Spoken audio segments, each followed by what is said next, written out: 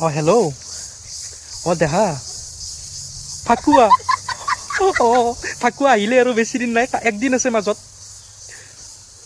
মাল ফাকুৱাত একদম মাল নাখাওঁ কোনে মাল খায় মই হাতেদি চুনা মই পাগল কি কথা ক'ব আহিছা তুমি নাখাওঁ মাল নাই অঁ প্লেনিংটো বেলেগ নাই এনেই ঘৰতে গাঁৱতে এনেকৈ ওচৰৰ পাজৰৰ এনেকৈ মানুহৰ লগত খেলিম ছোৱালী নেখালোঁ